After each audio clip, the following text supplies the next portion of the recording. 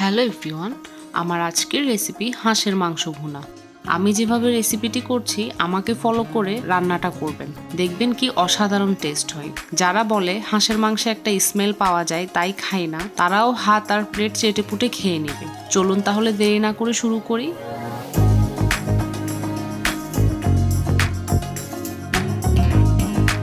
হাঁসের মাংস ভুনা করার জন্য প্রথমেই আমি মাঝারি সাইজের 2টা রসুন কুচি করে নিব। এরপর নিব বড় সাইজের 1 টুকরো আদা, কেটে কুচি করে নিব। এরপর মাঝারি থেকে ছোট মাঝারি সাইজের 8-10টি পেঁয়াজ কেটে নিব।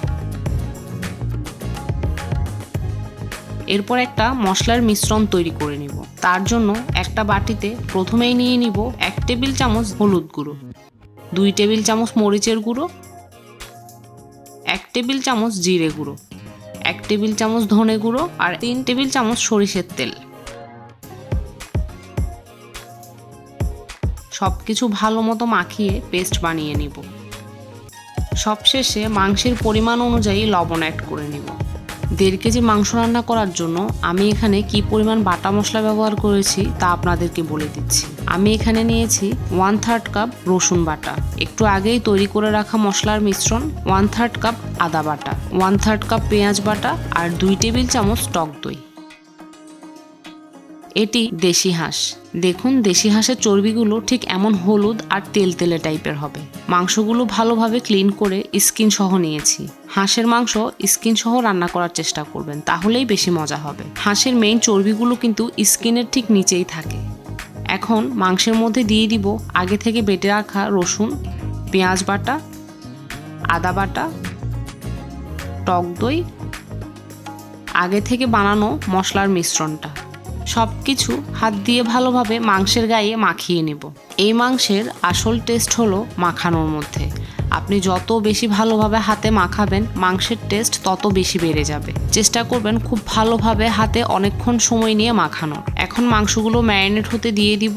যেহেতু আমার বাসায় সবাই হাঁসের মাংসে আলু খেতে ভালোবাসে, তাই আমি এখানে কিছু আলু কেটে নিয়েছি। এরপর চুলায় প্যান বসিয়ে দিব আর প্যানে দিয়ে দিব 1 কাপ তেল। চুলার আঁচ হাই হিটে রেখে তেল ভালোভাবে গরম হলে তাতে আলু দিয়ে দিব আর দিয়ে দিব 1 চা চামচ হলুদ গুঁড়ো। আলু ব্রাউন কালার করে ভেজে তুলে নিব।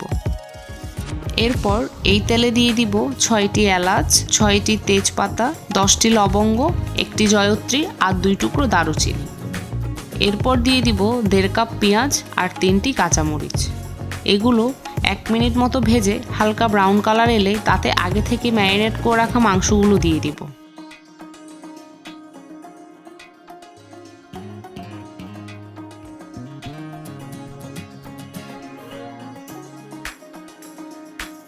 ভালোভাবে নেড়েচেড়ে সবকিছু মিশিয়ে ঢাকনা দিয়ে দিব আর ঢাকনার মুখের যে ছোট ছিদ্র আছে সেটা সামান্য আটা মেখে বন্ধ করে দিব।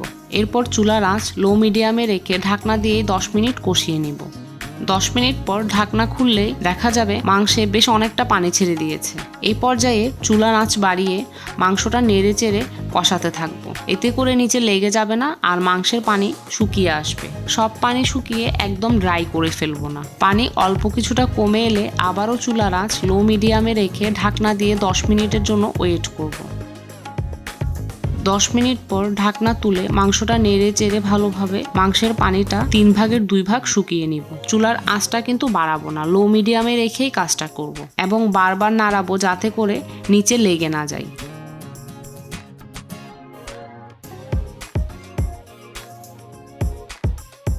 মাংসের পানিটা শুকিয়ে মশলাগুলো মাংসের গায়ে লেগে এলে আগে থেকে ভেজে রাখা আলুগুলো দিয়ে দিব। এরপর নেড়ে চেড়ে এর মধ্যে দিয়ে দিব 1.5 কাপ পরিমাণ পানি। আমি মশলা বাটা পানিটা ইউজ করেছি, তাতে করে স্বাদ আরও ভালো আসবে। আবারও ঢেকে দিব। এবার লো আঁচে 30 মিনিট রান্না করব।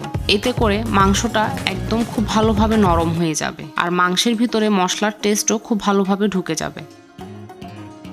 30 মিনিট পর যখন ঢাকনাটা তুলেছি মাংসের উপরে ঠিক এভাবেই তেল উঠে এসেছে। এই পর্যায়ে গরম মশলা বাটা দিয়ে ভালোভাবে নেড়েচেড়ে মিশিয়ে দিব। এখানে 8টি এলাচ আর মাঝারি সাইজের 2 টুকরো দারুচিনি বেটে দিয়েছি।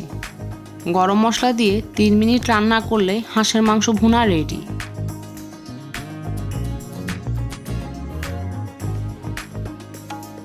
দেখুন কতটা ইয়ামি লুক এসেছে, কত সুন্দর তেল উঠে এসেছে মাংসের উপরে।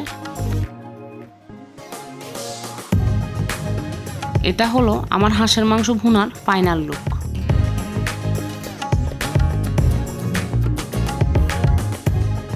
গরম ভাত বা পান্তা ভাতের সাথে পেঁয়াজ আর লেবু দিয়ে এই মাংস ভুনা খেয়ে দেখবেন, বারবার বানিয়ে খাবেন, আমি শিওর।